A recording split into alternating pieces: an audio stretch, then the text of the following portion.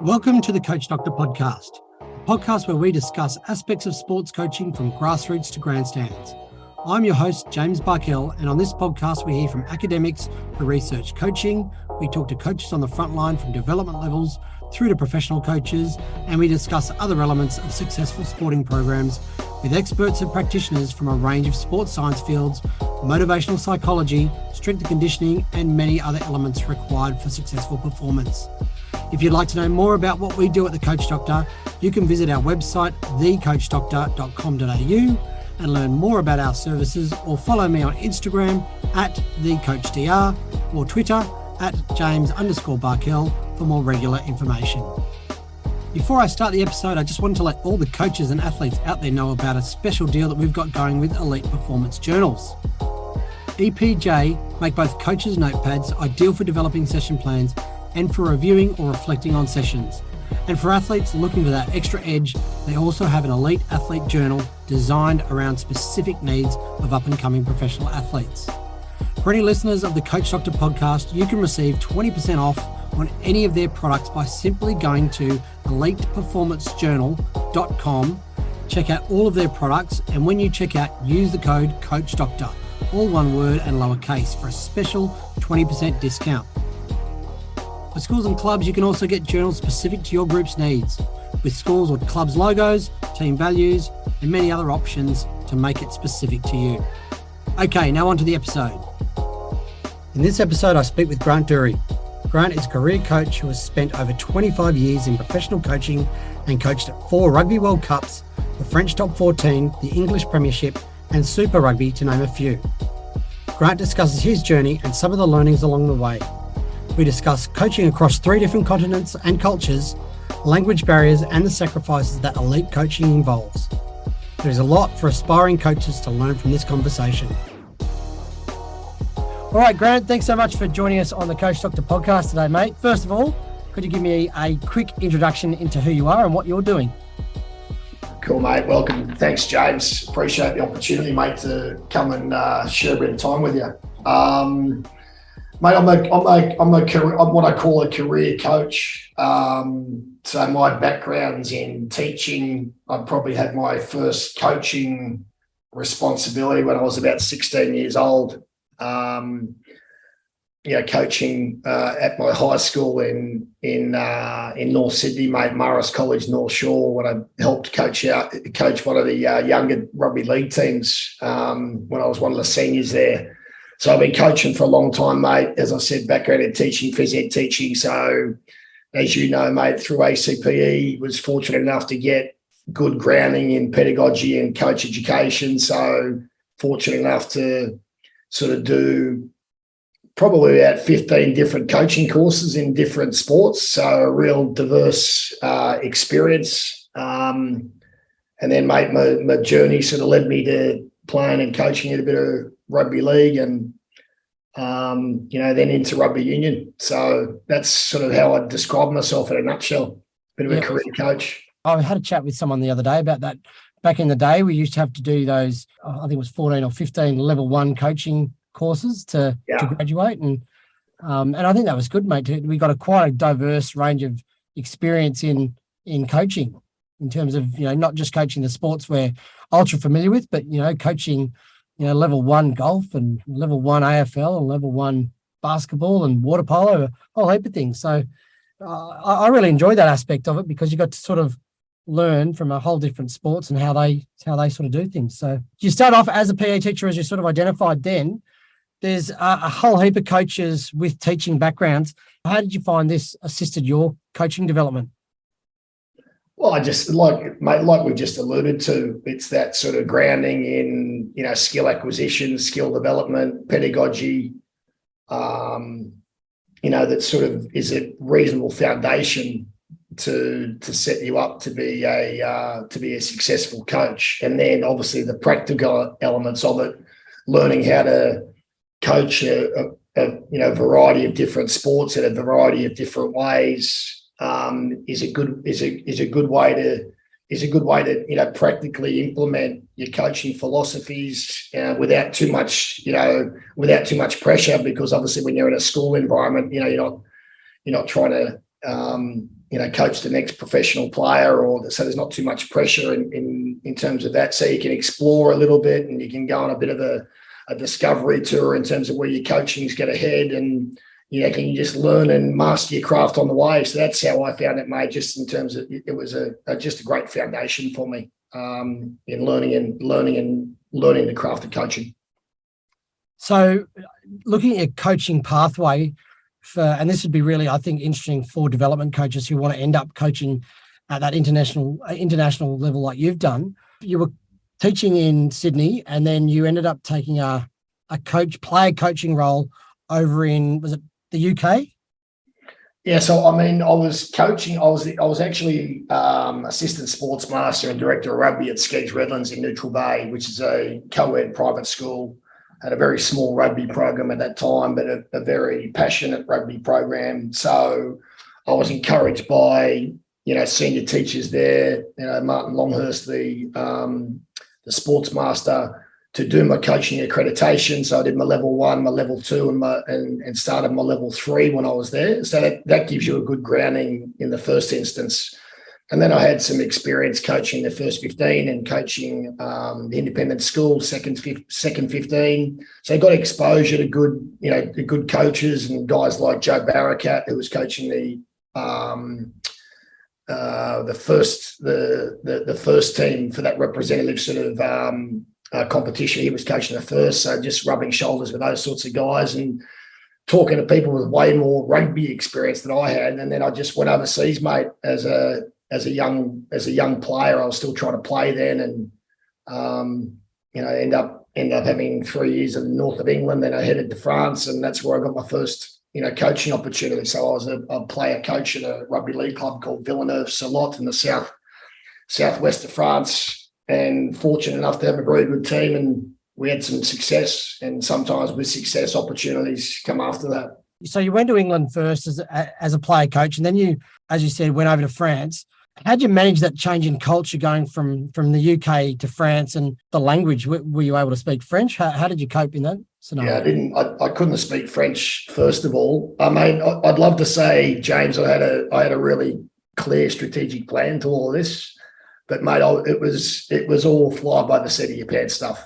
I was a young man. I was single, and then I met my now wife in Greece. She moved up to the north of England, and we just thought, what about a bit of a sea change? We'll try France. She could speak a bit of French, and I learned French on the go, mate. So to be honest, I was all about full immersion back in those days. We had a number of Aussies and Kiwis playing there, and just jumped in at the deep end and had a crack, and it ended up, over time being the right decision. But it was about full immersion into the culture and learning on the run, really. And how about being a player coach? Did you find being a player coach helped you grow as a coach? Well, anyone who's been a player coach knows that you're only part of a very small world. So if you're a player coach, it probably means you've only got one other person with you helping you out. So I had a guy called Jean-Luc Albert, who was my assistant coach.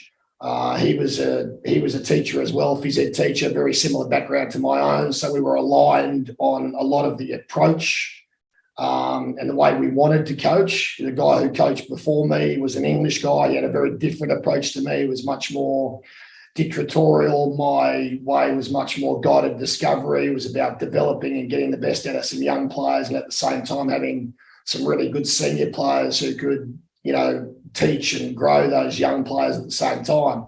So, mate, it was really about just working out, what I had to do, or what I had to tweak in terms of creating those opportunities to get the best out of an already very good team who were almost good enough to win, or to be very successful. But we just had to tweak a few things, and we tweaked a few things, and we ended up winning 3 or 4 premierships in a row and 3 or 4 cups in a row, and we ended up winning a European Cup.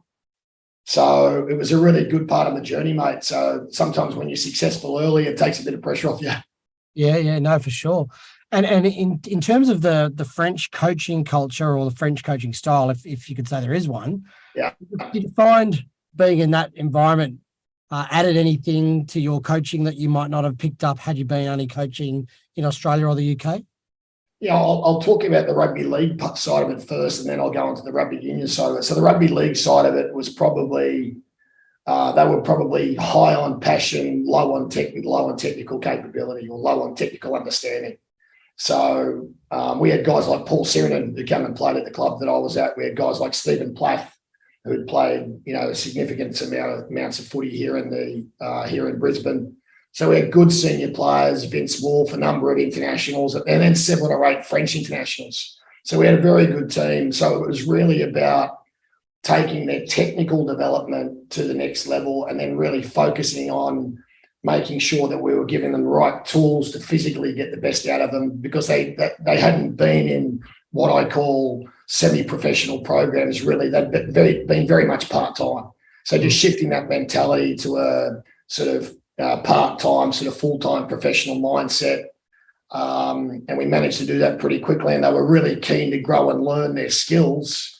So we really got a significant uplift, mate, over the first year, and then that led us that first year where we won the triple, the French Cup, the French Championship, and the European Cup in the first year.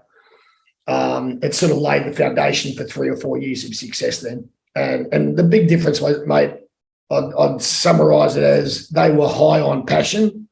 I was high on skill development and responsibility. So it blended nicely. So the next step in your journey was a return to rugby union as an assistant coach in the top 14. So how did this come about after being involved in rugby league for quite a while? Mate, there were some guys in Europe, particularly at that time, who were carving a bit of a path for rugby league coaches. Guys like Phil Larder, John Muggleton, Dave Ellis, who was working with France, Phil Larder, who was working with England, and both those guys had coached me recently. So it basically came about, mate, is that they had a conversation with Philippe Saint-André and Laurent Seigneur, who are 2 very well-respected ex-international French players who'd been coaching in Gloucester, and they knew that they wanted a Anglo-Saxon defence coach because they thought that they needed to just switch up the mentality around their defensive side of the game. So they basically reached out to me and had a conversation. I packed up my whole family, my small family at that stage, my wife and my son Mac, into a truck, basically turned up to Bourgogne, which was about 5 hours drive from where I was in the south west of France, and said either I unpack this truck here today or I unpack it in England tomorrow. It's really up to you, but I need a contract offer in the next 24 hours. So mate, they came and watched me coach a couple of times in Villeneuve. Then we had a couple of conversations, and it turned into an opportunity for a year that got me in the door. And nice. that was at Bourgogne, CSBG Rugby in the top 14. They were a reasonably competitive team, and we ended up being a European Cup team for 4 or 5 years in a row after that. I was only there for 1 year, but then I went back after that. Yeah, brilliant. So up until this stage, you've had a bit of a dream run of things, and things just keep developing for you. And then you get a call from John Kirwan. Tell me about this phone call. Yeah, mate, it was about 3/4 of the way through my first season of coaching rugby union. And it was March, because I remember it was March because the Six Nations had just finished at the end of February. And John Kirwan, who was then the assistant coach of Italy under Brad Johnson, had just become the head coach of Italy. And he had a chat to Phil Larder. Phil Larder was the England coach. He said, Phil, I need you to come and help Italy. Phil said, I can't do that. I'm tied up to the Rugby World Cup in Australia, after 2003. But this guy's going well in France. He's an Australian guy. Give him a call. He might be able to help you. So JK reached out to me, said, Grant, I've heard a couple of good things about you. I know you're doing some good work in the top 14. Would you like to go and coach the World Cup in Australia in 2003? And he said, I'll send a ticket for you to come and visit us in Rome whenever you get some time off. So literally 5 days later, I was in Rome meeting him, John Kerwin, ex All Black, great All Black, and mental health advocate, and his manager Luca Lucy, who was an Aussie Italian guy, and basically we just struck up a relationship from there and created an opportunity for me to go to Italy. So we packed up the family at the end of that first year in Bourgogne and headed off to Italy for 3 years. Yeah, amazing. What was it like when you answered the phone and John Kerwin's asking you to go over and see things in Italy? What was? Yeah, it was a bit surreal, to be honest. I had an agent at the time, Dick Best, who was the ex-England coach. He basically said, "Look, Grant, John Kerwin's going to give you a call. Just play it pretty cool. But I don't know, any young coach, you can sometimes get your mind can get clouded by excitement sometimes. So I'm not sure how it went. I sort of got this vision of how it went in my head, but maybe it wasn't like that. Potentially, I was a bit overexcited, but I was just really excited, mate, because it was a home World Cup in Australia. 2003. My dad was still around. I thought it was an opportunity to also make him proud and go and coach back in Australia at a Rugby World Cup with an emerging nation, because Italy were an emerging nation then. And JK really gave me a license to, and Phil Larder encouraged me to make sure you get the license to spend a lot of time on the defense, because unless you do, you're not going to be successful there. So I really fought hard on getting in enough time to get my fundamentals right and embedding the fundamentals and doing a lot of work on their tackle technique. And, we had a couple of good wins in that Rugby World Cup. We, beat Tonga really well, 35-12, and beat Canada, and, reasonably close to shaking up Wales. I mean, we lost sort of 28-15 or something like that in the end, but it's a really positive experience for me, mate, going to coach with Italy and, really successful sort of time in terms of them growing and emerging into the rugby nation they are now. So what was the most noticeable difference between coaching club rugby and then working with the Italian national team? Just time, mate. I mean, when I was at Bourgogne, I had 30 weeks a year to work intentionally and deliberately upskilling or changing the skill habits of the players, where in an international setup, you've got blocks of time, and not so much in the first year, because when you get a World Cup year, you're very fortunate. You get a lot of time in a World Cup year, but otherwise, if it's not a World Cup year, you don't get the time. So it's really that intentional time to build your skills and develop their skill capability, mate, over time, change their mindsets and their skill sets. That's the biggest difference. And get to know them, get to know the players really well, their habits, and it takes time to break down their habits. So just getting to know them well enough to be able to help them, I think, is the biggest challenge. In a scenario like that, where you've got a national team and you're going to a tournament like the World Cup, how much emphasis, and it might change depending on who the coach is, but how much emphasis did John Kerwin and yourself and the coaching staff put into developing like a culture and a team, away from not so much the rugby specific stuff, but more the camaraderie and the culture within the group? Yeah, mate. I mean, it's much more important than the technical, tactical stuff, to be honest. And it's one of John's strengths. And he fully immersed himself in that culture anyway. He's married to an Italian girl, Fiorella. He's got 3 Italian kids. He lived in Treviso for 15 years and still got a house there. So he was fully immersed into the Italian culture anyway. I'll give you an example of what full immersion looks like. So for me, it was about arriving, and then the next day I had to coach my first session with the national team. And JK basically said to me, "Look, mate, I don't care what you do, but here we don't coach in English. We coach in Italian." So my first day, I literally had to learn 6 or 7 action words that could get me through a coaching session in Italian, and it just built from there. So what it meant is that the players were deeply respectful of me, because they knew that I was all in on the journey with them. And it allows you to build stronger relationships. It allows your connections to be more authentic, and you just got to invest time and energy in understanding the culture. And we just made sure it was one of the things we did intentionally and deliberately, mate. And, we got some help from a mental skills coach who was very good and understanding the Italian way and what they aspired to be, because, for a long time, the Italians were the laughing stock of, the Six Nations rugby. And I think during that time, we sort of changed the mentality a little bit. We were significantly more competitive. We had a good young batch of players that sort of became the foundation of that team for the next 10 to 15 years. So it was really about just all in, mate, on the culture, understanding it, in the first instance, and then contributing to it by little things like understanding the language. So could you speak Italian now? Yeah, I can speak Italian now, yeah. Oh, beautiful. Yeah. So Italian and French. So I can speak those two languages pretty well. Oh, great. Good job. Yeah. So a couple of years later, you joined another emerging nation in rugby, taking up a role with the Japanese team. You travel to the World Cup again, a new language, another very different culture. Did you have to adapt or change your coaching in any way, or what had worked in the past was what you were doing again? How did that work?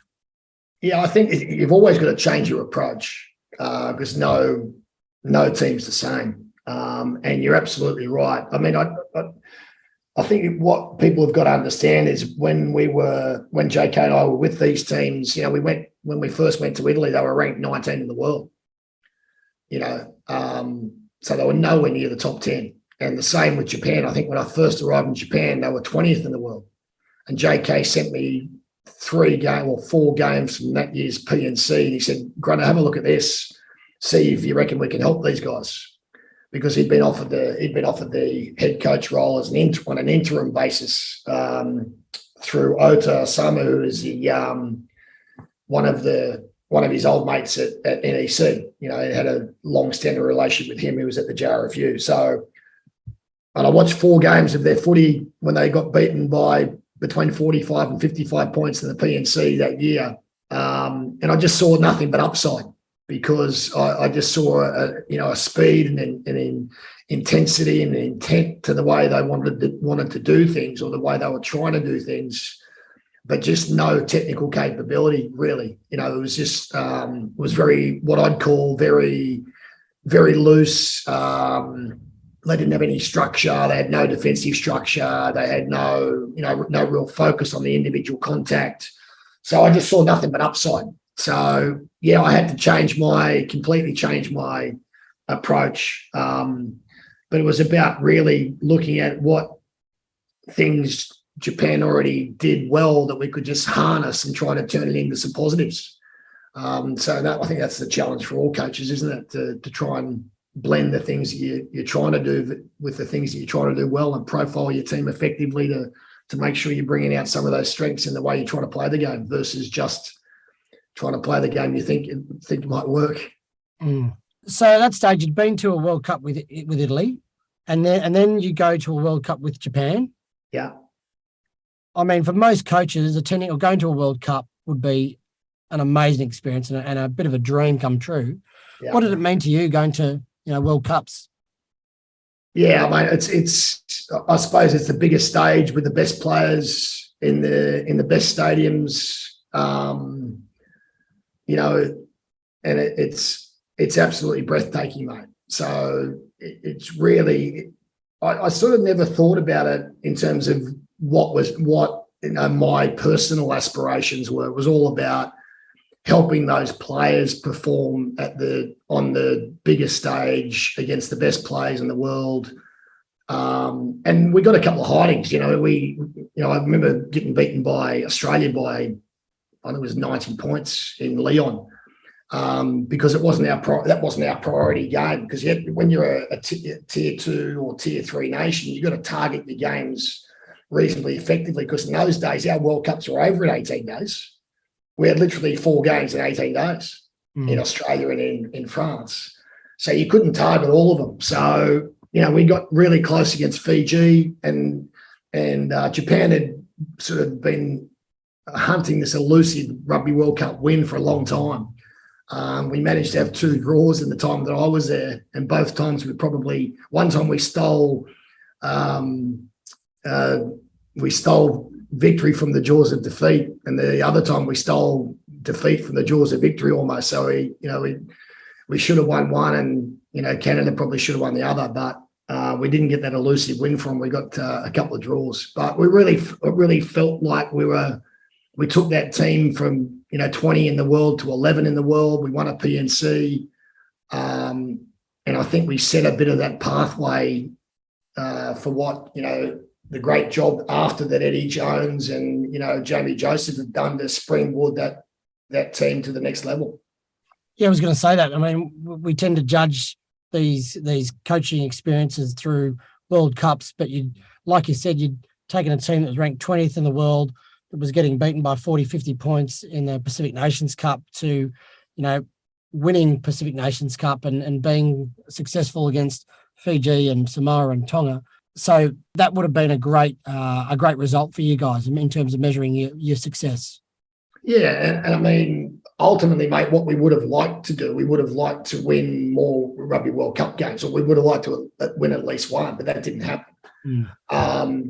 But I think, sometimes you measure success potentially in the wrong way. It's not all about wins and losses. A lot of it when you're coaching in tier 2, tier 3 countries, and I say tier 3 with utmost respect because I think some of those tier 2, tier 3 countries, there's a real grey area about how competitive that sort of 10 to sort of 24 in the world is. I think it's really competitive now. Particularly with the emergence of teams like Spain and Portugal and Romania, teams like that. So really, mate, it's about it was about progress. It was a period of 4 years of progress. Do you have a soft spot for Italy and Japan now when you watch them playing international rugby? Absolutely, yeah. I always want them to do well, and I mean a lot of the guys who. Particularly in Italy, it's a small rugby nation with not too many players. So some of the guys like Marco Bortolami, who is a great player for us and great captain for us, is now coaching Benetton.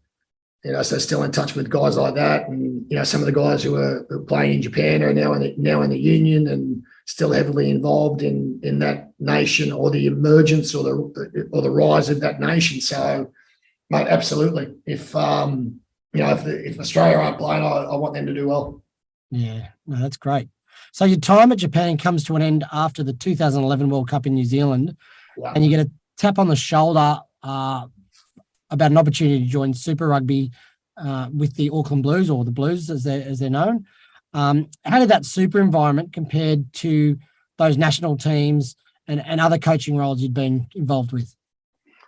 Yeah, I think maybe a missing piece of the puzzle there in 2006. After my first couple of years in Italy, John got sacked in Italy, and I went back to France and coached in the top 14 for 2 seasons under Christophe Urios. So I think one of the things that I know that is that you learn a lot of stuff off all the people you work with. So whether you're working with assistant coaches like Tim Lane, spent a bit of time with us in Italy, and Glenn Ellis spent a bit of time with us in Italy, and guys like Francis Letter and Philippe Saint-Andre when I was in France. You learn so much off so many of these guys, particularly when I was in my formational years as a coach in rugby. I was still learning stuff. So my whole philosophy was that I was always still learning. But when I got the sort of tap on the shoulder to get an opportunity in New Zealand, I thought, wow, that's the mecca of rugby. I never expected or envisaged as a sort of cast-off rugby league player in Australia that would be potentially going to coach one of the biggest franchises in the world in the Auckland Blues. So that opportunity, I was there for 3 years. It was a tough gig. It was a team that was trying to turn around and get back to its past greatness. But really, it was just an opportunity. It was too good to turn down. And I was fully committed to going there with Graham Henry, Mick Byrne, and John to try and turn that place around. And that's what we worked hard to do over the 3 years. We didn't quite manage it, but once again, it was part of the journey. It was a pretty sweet time to be involved in New Zealand rugby because the All Blacks had just won the World Cup at home in New Zealand, and I'm assuming you were coaching some World Cup winning All Blacks. Perry Wipu might have been one of those players. Was it daunting as a coach to work with such elite players? Did you find that some of these guys were, the elite of the elite, was it a daunting experience in terms of thinking, oh, I've got to make sure I say the right thing or do the right thing or coach the right way with such brilliant players? Yeah, looking back on it, I was probably highly conscious of that. But if I look back on it from a learning point of view, I wish I was more curious. Instead of trying to have all the answers, those guys respond well when you bring the best out of them. So I think I could have done more of that. I could have leveraged off the knowledge of Perry, could have leveraged off the knowledge of Marlon, and could have leveraged off the young vibrancy of Charles Piatow and guys like that to really help me get the best out of those players, because I'd never really coached a lot of Polynesian players before. And what I know about coaching Polynesian players now, it's all about connection. It's all about having the right relationships. It's about building strong relationships that are got the foundation of trust, and you can go to them and have open, robust relationships. At the end of the day, still have a laugh and be on the same page. So I would have potentially changed my approach a little bit, looking back on it.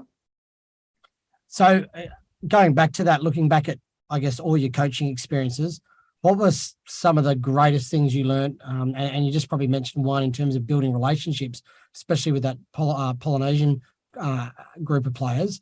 What were some other things that you found you really, really learnt and would do differently now? Well, I think I did some of my best coaching sort of recently, even with Tonga. And you're always growing and learning, James. That's the thing. I was always really curious about growing and learning and continuing to develop. So I was always off, watching other coaches and watching other sports.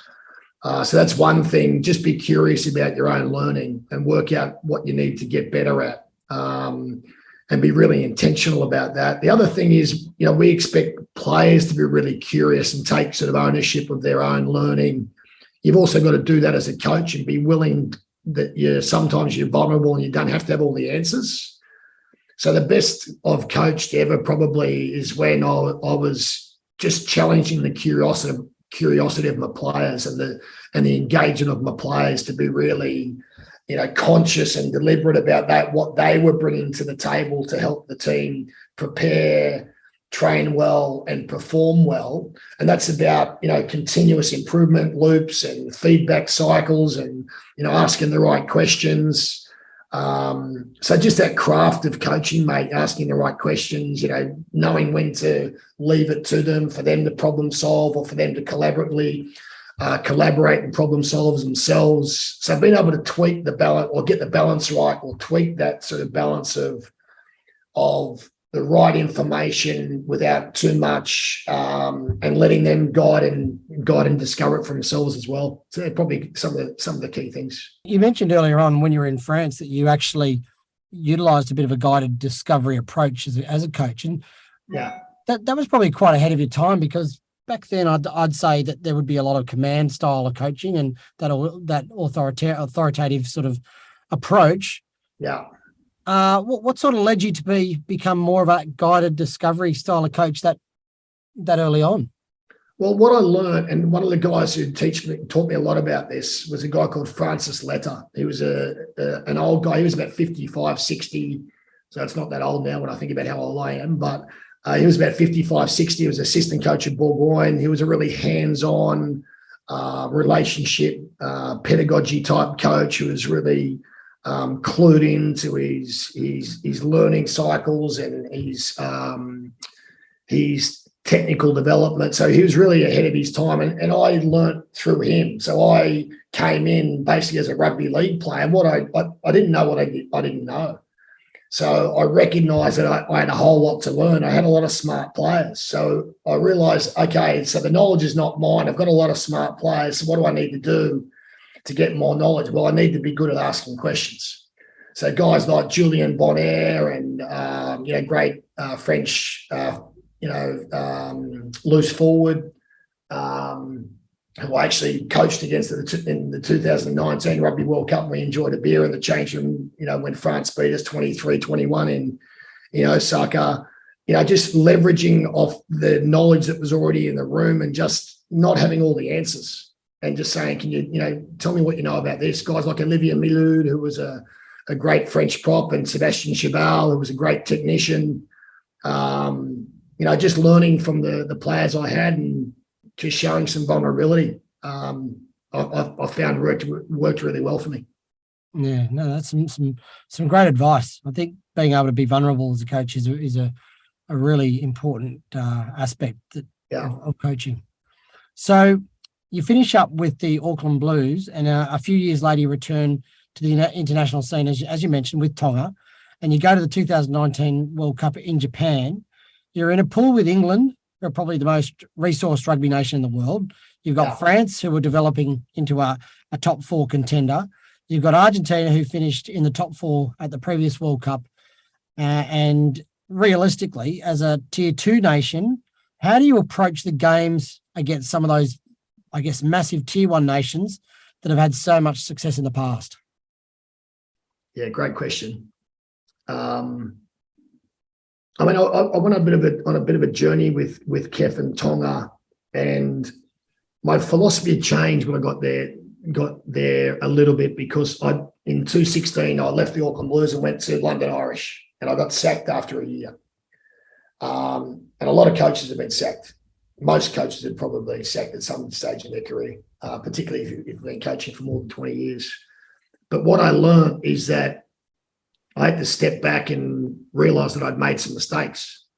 And so what was I going to do differently? I was either going to coach differently or behave differently, or just keep going ahead on the same path and potentially not end all that well and end in tears again. So I changed my approach a little bit, became probably more player centered. I always thought that I was a player centered coach, but I think sometimes we convince ourselves that we're doing something better than we think we're doing, and we got some things wrong there around the culture and the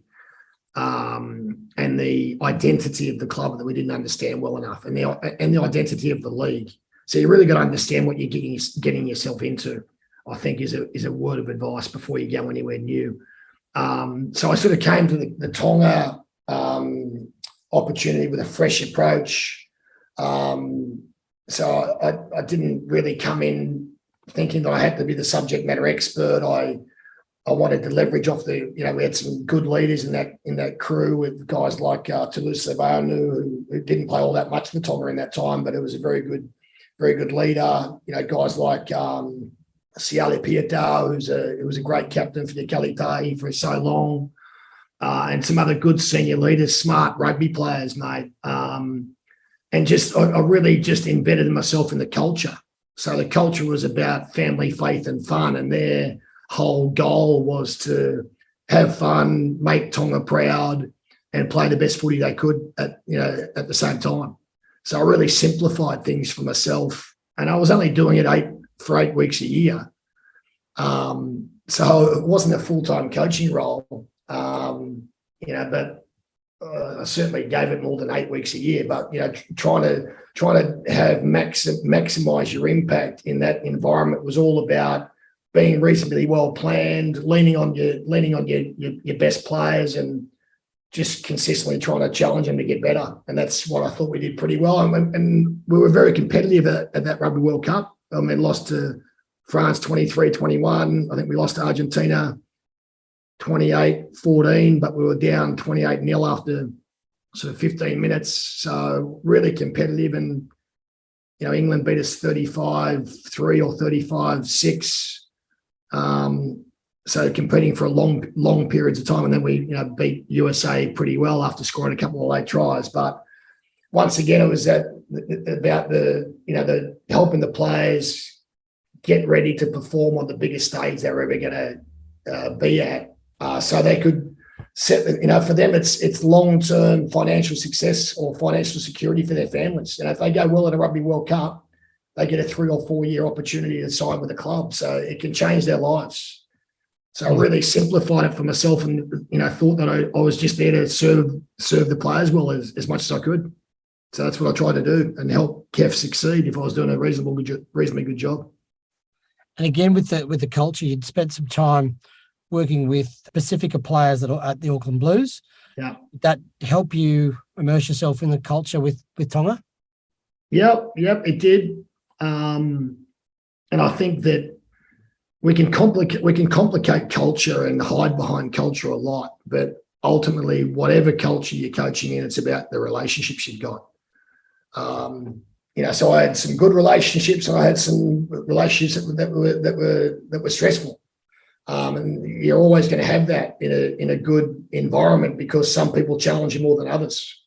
And I appreciated those people who challenged me when they challenged me in the right ways. And my job as a coach is to challenge and help those players to grow. And I think, when they look back at it, they probably appreciated that as well. So, man, it's all about relationships, and culture is just what emerges out of those relationships, really. I'm pretty proud of what I managed to achieve with Tonga over that sort of 4 or 5 year period. When you start working with a team like Tonga or Japan, and like we talked about, you're playing some pretty highly resourced teams that are very successful. Yeah. What's the mindset in terms of, when you go to play England as Tonga, do you go into the game challenging the players to try and win the game, or is it about performing your role the best of your ability, or is it about, let's keep respect on the scoreboard? We know we're going to lose, so let's just try and make it respectful. How do you go into those games or prepare the players? Yeah, that mindset question is a really good one. I think Tonga is an extremely proud nation. So we never spoke about just competing. We always spoke about competing well enough to win, because I know that rugby's a funny game, and that excellent teams have lost to good teams, and it happens. Surprises happen. So we're always just focusing on doing our own stuff well, without overthinking what the opposition could bring, but recognizing that we had to play the game that was more like the one that we were trying to sort of shape, versus the game that they were trying to shape. Because if they played a game high tempo, fast pace, we'd be in all sorts of trouble after 15 minutes. So we know what the profile of game that suits us. So we just try to really even it out by playing the style of game that's going to suit us. And once again, that's about you as a coach looking at your strengths, trying to bring those strengths to light, and trying to accentuate ways that you can minimize the strengths of the opposition. And there's always ways you can do that. You just got to get creative about the way you can do it sometimes. But we always had high levels of belief, and that we thought that we could beat one of those big three teams. We thought we'd win one of those games against England, France, or Argentina. And there's a great example in 2011. Tonga beat France. And then and France played in a World Cup final. So that gave us a level of belief. Yeah. I remember watching that game. I remember sitting at home watching Tonga beat France and thinking, "Wow, that's a great result." Great result. Yeah, and then unfortunately, 10 days later, they lost to Canada. Yeah. They could have easily been in the semi-finals. Yeah. So in that sense, what do teams like Italy, Japan, and Tonga need to do to become more consistent in terms of success on the field? Is there anything that you'd change that would drastically improve those teams? With Italy and Japan, it's different because they had full-time coaching staffs. Okay, so I think Italy and Japan are on the right track. And they have been since I was there. We were full-time coaches. We were in a full-time program. We had full-time support. We were well funded. That's not the case with Tonga. So Totai Kefu is one of the only full-time members of staff. We've got an analyst, one strength and conditioning coach. Kef is the only coach, and a CEO. And I'm not involved with Tonga anymore, but I think that if World Rugby are going to be serious about those tier 2, tier 3 nations competing, they need to provide them with enough support so at least their national teams can have year-round support of their playing group. because then you can make, really conscious and deliberate decisions around selection, around physical preparation, around monitoring performance, monitoring form. But then it allows you to choose the right players in form at the right time.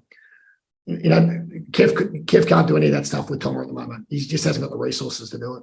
Mm. So some of it's resource. And Tonga, you've got players all over the world, really, don't you? They're playing in England, they're France, they're in New Zealand and Australia. Yeah, I would suggest that one of the solutions for Tonga is to probably have two or three full-time staff in Europe and 2 or 3 full-time staff in Australia, New Zealand and the islands. And, as well as what's happening on the island, because, ultimately a lot of very good young Tongan rugby players at the moment are seeing their future with Japan or New Zealand before they're seeing their future with the Ikalitahi. And that means that sometimes we're getting the second or third best players because we're losing 20 or 30 players a year out of high school to Japanese high schools or universities. So that's just too much. If you took the top 20 players out of New Zealand every year, in 5 years' time, they wouldn't be very strong. So that's been happening in Tonga for the last 10 years. Yeah. So that's massively damaging to the future opportunities of the Ikalitahi. Is that just come back to funding and the opportunities for players back on the island, or? Yeah. I mean, they're life-changing opportunities, James, for somebody who can go, a 16-year-old Tongan schoolboy who gets a scholarship to go to Nihon University or Tokai University, full-time. And then if he goes okay, he's going to get a full-time professional rugby contract in one of the top league teams as well. So it's life-changing, and I get that. So I don't want to underestimate the human impact of it. But the rugby impact on the Ikalitahi is that we're losing 15 or 20 of our best players every year to other nations. Yeah, and that's huge, isn't it? Yeah, well, it's untenable in terms of long-term success for Tonga. Grant, I'm going to take you back to France. You're a player coach in a rugby league team. Yeah. Did you ever think, looking ahead, you'd have coached rugby union at, was it 3 or 4 World Cups? 4 World Cups. Yeah. 4 World Cups. Did you ever think that would be the case? No, mate. As I said to you early on, James, I didn't have a grand plan, and I was very fortunate that my wife Claire and my 2 sons Mac and Monty had been on this journey with me. Mac was born in France, Monty was born in Italy. I met my wife in Greece. We've lived in Australia, New Zealand, England. We've been to Japan together. We've been to Tonga together. So we've travelled the world on this journey. Mate, I had no idea.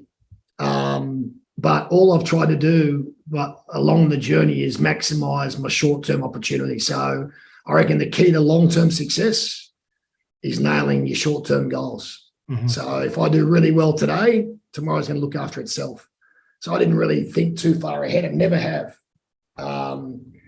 So I'm sort of living by that philosophy now. If I, do really well now, tomorrow will look after itself. So I'm just, I'll keep having that short-term philosophy, mate. Yeah. So if you go for a job interview and they say, "What's your 5-year plan?" It's don't worry about 5 years' time. I'm going to nail tomorrow. That's going to be my important, that's my number one priority right now. Yeah. I mean, anyone who asks you for a 5-year plan as a coach knows that they're going to sack you after a year if you don't get it right. Mm. So I actually think it's a bit disingenuous to be asking somebody for their 5-year plan. Potentially a better thing would be asking you, well, what's your critical plan for establishing a relationship so they can set you up for some longer term success? Mm-hmm. Or how are you going to set this team, franchise, organization up for long term success by creating some sustainable systems, processes, and relationships, and getting the right people on board with you that can make the changes necessary to shift the dial. Because pretty much every organization you go to as a new coach, you're there for a reason. They either don't like the coach that's been there before, or they're not happy with the results. So there's always an opportunity to make sure you know how you're being measured.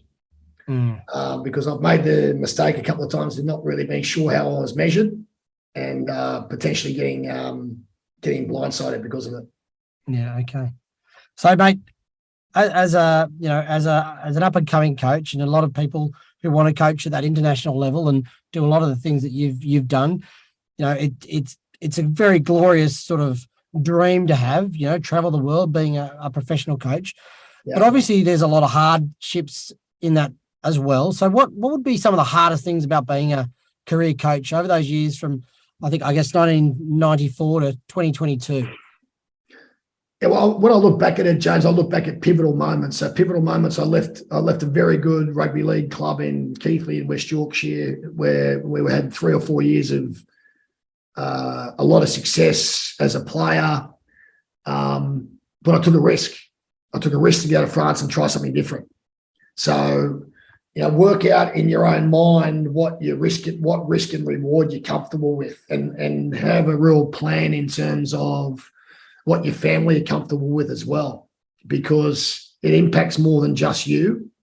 And it's got to be a broader plan to include those people around you that you care about, because you've got to make it work as a family. Or we definitely have to make it work as a family. But yeah, taking a couple of risks, I'd say, is key. And then just really working hard to, once you take the risk, maximize your opportunity to nail it by being proactive about your own learning, owning your own journey, because what I've learned is that no one cares about your success more than you do. So if you don't own it, no one's going to own it for you. So be proactive, get your coaching tickets, get yourself in the shop window, have the right conversations with the right people. You can never network enough. You can never share enough. You can never have enough conversations. You can never have a strong enough coaching community of relationships. Just get yourself out there and take some risks and make it happen for yourself. Yeah, some great advice. And in terms of some of those difficulties, you talked about moving around with family. Yeah. Are those things hard, and knowing that you've got a job for a set amount of time, and if you don't perform, this might impact your family. You might have to get up and move again, or the financial burden might be around the corner if the team doesn't perform. How does that affect your mindset when you are coaching? Never affected my mindset at all. So I never thought about worst case scenario. I never thought about what happens if this happens. I was never a what if person. I was more of a, what can I do to make this work? Looking for the positives. I always arrived and looking through rose-colored glasses. So I was always looking for ways that it would work versus ways that it might not work. Okay. So that positive mindset and that outlook of positivity really served me well for a long time, and it still does. It's about building relationships, creating memories with people you care about. Doing some cool stuff. I've done for 25 years. I've done a lot of cool stuff with a lot of cool people, and made some great memories, and taken my family on a terrific journey. And I wouldn't be the person I am now with the relationships with my family, because what you do know as a family is that everywhere we went, we knew we were in it together, and we could count on each other. So it didn't matter what was happening peripherally. We knew we could count on each other, and that we were basically we could only count on each other. So the rest of the stuff, mate, we just rolled with the punches. Yeah, nice. I think that's another really good point. To stay focused on positives. Yeah. Think about how you're going to make it work rather than what if it doesn't work. Because a lot of people have that mindset that what if it doesn't work, and you're constantly trying to plug holes and trying to make sure that you're not getting sacked, rather than thinking about how you're going to make it work and how you're going to be successful in the role that you're in. So yeah, some great advice there, Grant. So yeah, I'll give you an example, mate. 2016, 6 games out from the end of the English premiership, I told our director of rugby at at London Irish that he should sack one of the coaches. And I was one of the coaches. He said, if I was you guys, I would be sacking one of the coaches to try and stimulate a response out of this group. They didn't do it. So I was never worried about my own job. It was never about me. Yeah. And just be careful. I would say to any aspirational coaches, just do your homework, do your due diligence in terms of what you're getting yourself into, because so many young coaches, they get blindsided by this glossy professional rugby picture that they have in their mind about full-time rugby environments. It is hard work. You know, I remember when I was coaching in France, mate, I was, 14, 15-hour days. So to do anything well, you got to work bloody hard at it. So, and the grass is not always greener on the other side. Yeah. So just make sure you know what you're getting yourself in for, and know what you're willing to do to get it. So a lot of young coaches want to become professional coaches. Well, I ask them, well, okay, so you're on $100,000 a year now as a XYZ. So what are you willing to do to become a professional rugby coach? Yeah. Because what I know is that the chances are you probably won't get the first step on the ladder at $100K a year. So what are you willing to do it? And that's a really good question. I remember driving to the airport with you in your Jeep, and you asked me that exact question. What are you willing to do? Because, like you said, if you're in a good role, or you've got a pretty good job, and, to take that step, or to make that step into professional sport, you might have to take a massive pay cut and really, evaluate what, like you talked about in terms of risk versus reward. Are you willing to take these risks, make less money, but work really hard at it, and develop yourself and create opportunities through taking some of those risks? So it's a really good, and I think it's really important for coaches to think about that. Like, if they want to go into that professional environment, that there are things like that to consider. Absolutely, yeah, and don't be. And I'm not trying to scare people off risk, because I built my whole career on taking risks that potentially other people would be uncomfortable with. But just recognise your own comfort level with it, and then work out what you're willing to do for it. Because I talk to a lot of people who tell me they want to be professional rugby coaches, and when I dig a little bit deeper, they're not really quite sure about what they're willing to do it. Yeah. Before we go, Grant, what's next for you, mate? What's next in terms of the future, in terms of your coaching opportunities? Are you going to go back into professional coaching? I know you're working more in the corporate world at the moment, and doing some stuff on the side with, I think, IRANS or IRA as well. So what's in the future for you? So, mate, I'm keeping the rugby door open with a couple of what I call passion projects. And what I say by passion projects is, you don't get paid a lot to do them, but they tick the box in terms of keeping me involved in the game, keeping me, front and center about thinking about the game, coaching the game, mentoring other coaches.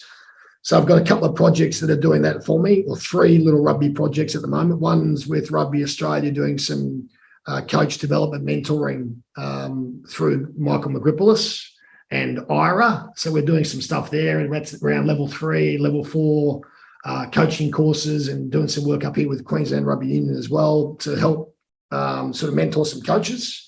So I'm doing that, doing a bit of work with IRA, which gets me, on the grass coaching, facilitating a couple of courses, which is great every year. That's with Sean Hedger and Andrew Fraser and Duncan McDonald. So they're good guys. I get to work with Kev a little bit doing that, and other good coaches. So that's good.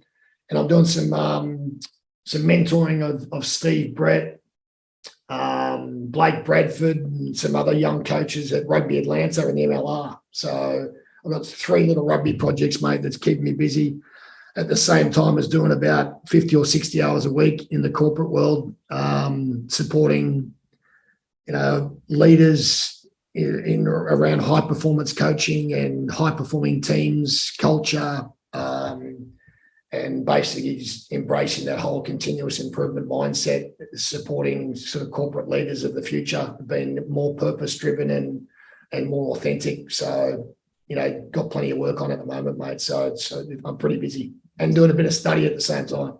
Oh, nice. What are you studying? Well, I was studying a graduate certificate in leadership, which I've almost finished at the end of my second paper, and just got a couple of credentials to finish off before I decide whether I embark on my master's, which is the plan. So next year I hope to do my master's through Deakin University. Oh, nice, mate. Nice. Yeah, I guess that's one of the things. A lot of the coaches I talk to are really big into continuing learning and lifelong learning and developing, through masters and through other, graduate courses. Yeah. And I guess they never see an end to that learning experience, and that's, I think, a really admirable quality for coaches to have. Yeah, I mean, I'm 54, mate. It'd be easy not to, but I think part of my journey, if I'm going to be really good at my my leadership development work, I'm going to have some academic grounding, and I'm going to have some specific knowledge, and I can add some, more specific value for my clients if I've got that grounding. So it's just about, creating the best experience I can for the people I'm working with, and, be authentic with it, versus potentially, I think a lot of people make shit up, mate, to be honest. So just trying to be as good as I can, mate. And I know that if I'm going to be as good as I can, part of that is continuing to learn. Yeah, awesome. Great attitude, mate. Well done. Hey, Grant, I really appreciate your time today, mate. It's been fantastic hearing your story in a little bit more detail, telling us about, the pathways that you've taken on your journey to go from working as a PE teacher at Skeggs Redlands in the northern suburbs of Sydney to attending 4 World Cups as a rugby coach, and then to what you're up to these days. And I might have to get you on for a second episode one day where you can talk specifically around leadership and how you develop leadership in your clients. Cool, mate. Yeah, that'd be good. I appreciate it, Jay. It's been a great journey, mate. 100 odd test matches I think I've coached. So I consider myself very fortunate. So just take this moment to thank a whole lot of the people who have created the journey with me. Awesome. Thanks, mate. Appreciate it, mate. Thanks so much for your time. Good on you, James. See you, mate. Have a good weekend. One of the key takeaways from this conversation for me was Grant's answer to one of my questions about culture. Grant identified that we can complicate culture and hide behind it, and that it ultimately comes down to relationships. It's one that I implore all coaches to work really hard at in their coming seasons. Develop relationships with your players away from sport. Learn about them and their families, what they like, and what sort of person they are.